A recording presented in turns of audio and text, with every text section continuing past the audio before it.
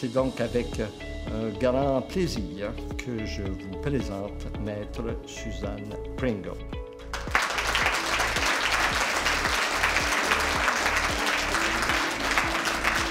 Madame la juge Côté, chers membres de la magistrature, passé, présent et futur, chers amis, c'est toujours facile de parler après Michel Hiergeau, vous aurez remarqué. Je suis vraiment touchée de votre présence ce soir. On m'a dit que cette distinction de plaideur de l'année est une reconnaissance pour souligner l'ensemble de ma carrière. J'avoue que je ne suis pas vraiment rendue au point de regarder ma carrière dans un rétroviseur, mais à la lumière de l'honneur que je reçois ce soir, je ne peux qu'être reconnaissante. Reconnaissante tout d'abord à André Gagnon et le monde juridique de m'avoir décerné cet honneur.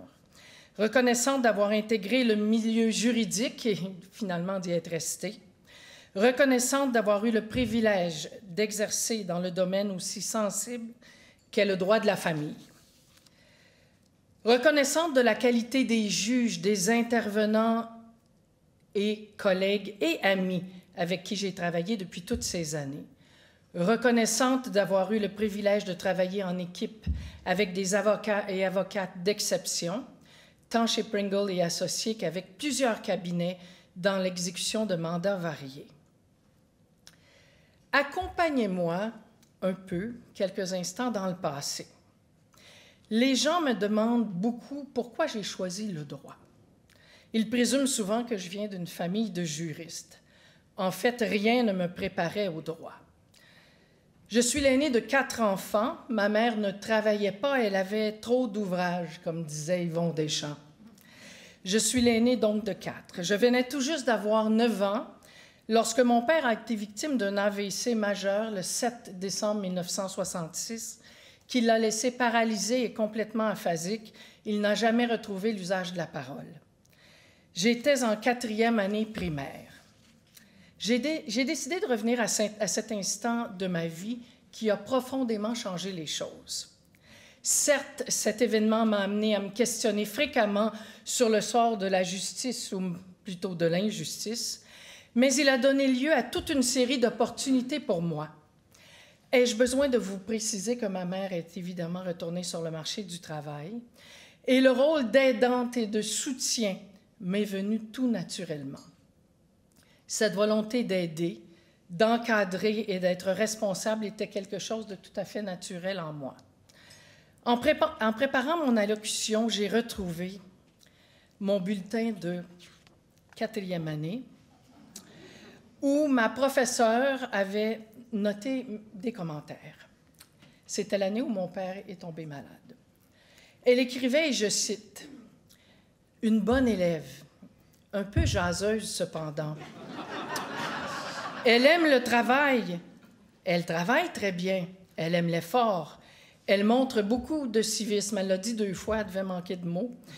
Elle aime à aider ses compagnes. Elle est toujours prête à aider. Je n'ai pas vraiment changé. J'aime aider et je jase un peu. Suivant les problèmes de santé de mon père, un ange s'est immiscé dans nos vies. Le curé de notre paroisse des Saints-Anges à la Chine, Philippe Morin.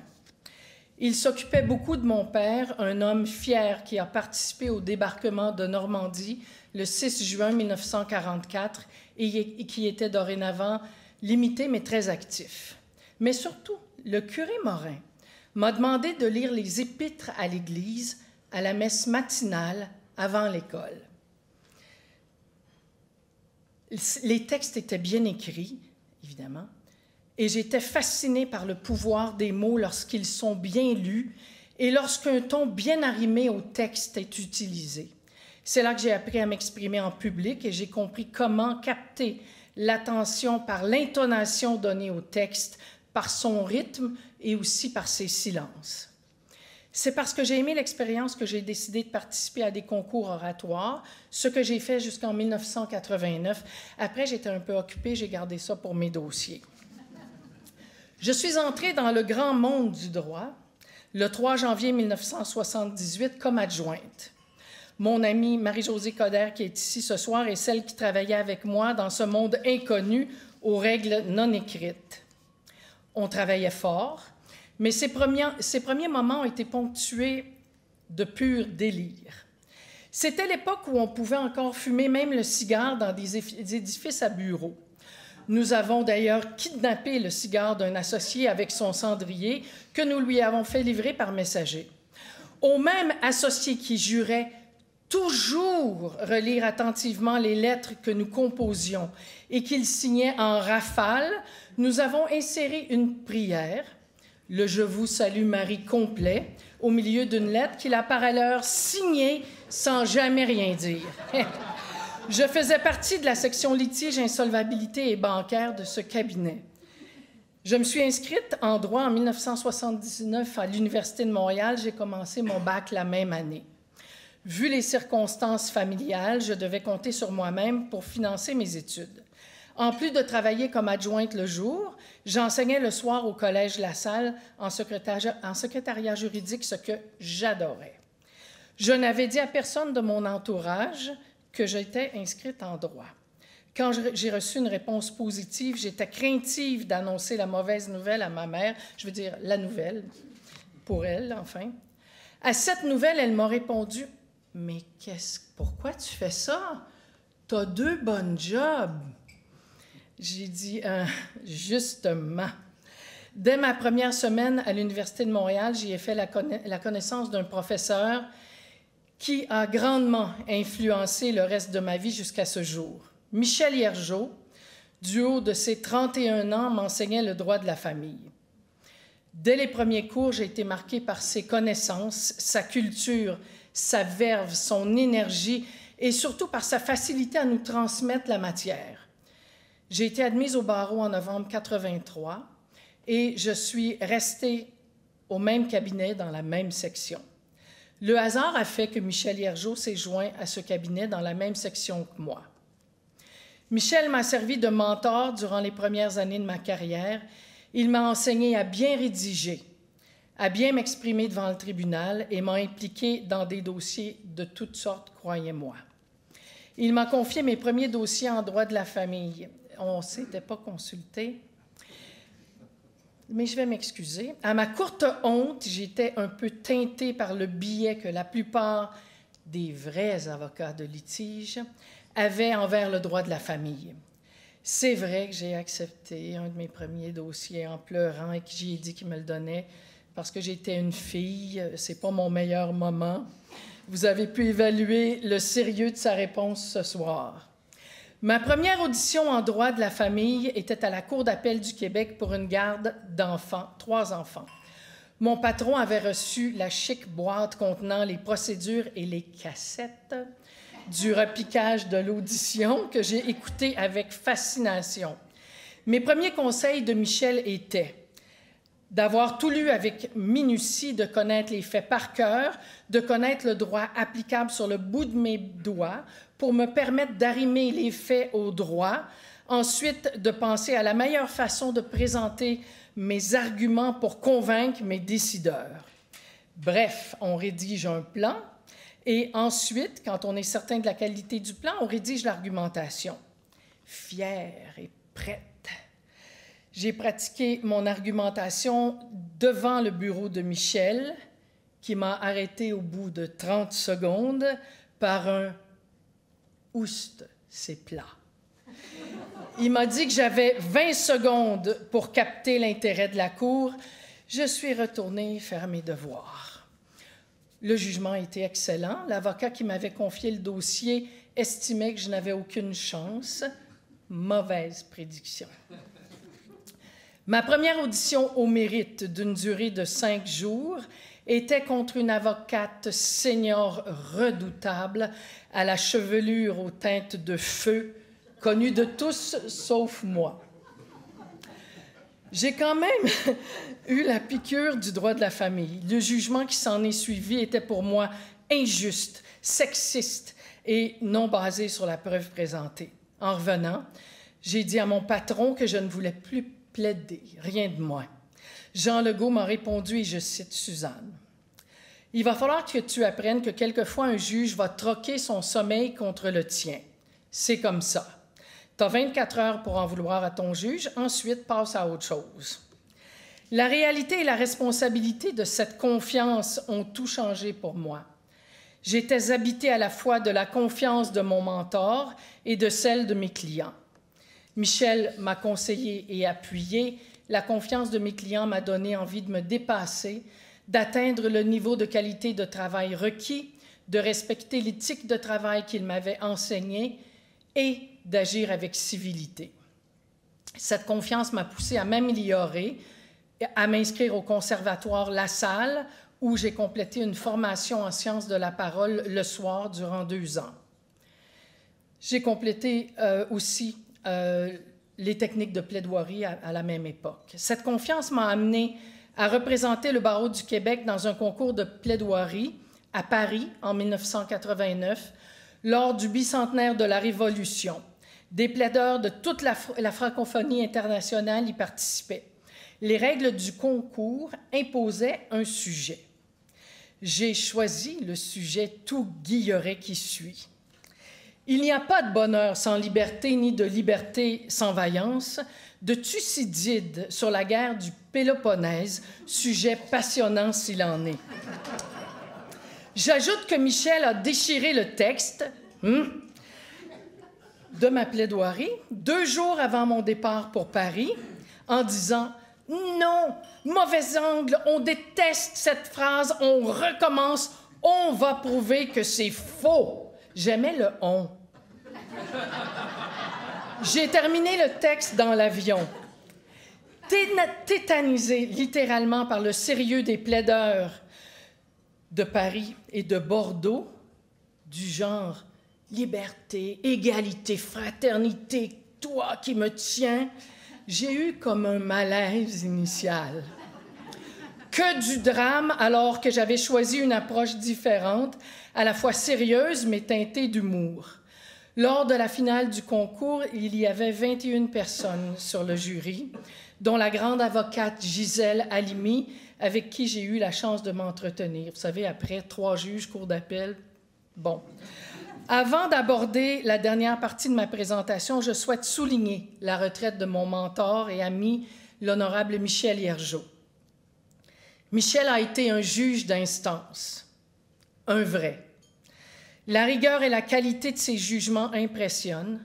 Il répète qu'un bon juge doit savoir allier le cœur et l'esprit. C'est réussi avec brio dans son cas. Bonne retraite. Avoir l'humilité de se préparer, avoir la confiance en soi pour mener le dossier à bien et la civilité de pratiquer élégamment en collaboration avec ses collègues et la cour dans le meilleur intérêt de ses clients, voilà pour moi l'essence d'une bonne avocate de droit de la famille. J'essaie continuellement d'atteindre cet objectif. Revenons après le concours de Paris. Michel avait déjà quitté le bureau pour Laverie, sombre moment s'il en est. J'étais dorénavant convaincue de mon choix de domaine de pratique, mais le billet envers le droit de la famille pesait lourd. C'est mon mari, André Labelle, MBA et homme de solution, qui m'a présenté l'idée de quitter le bureau et de mettre sur pied mon propre cabinet.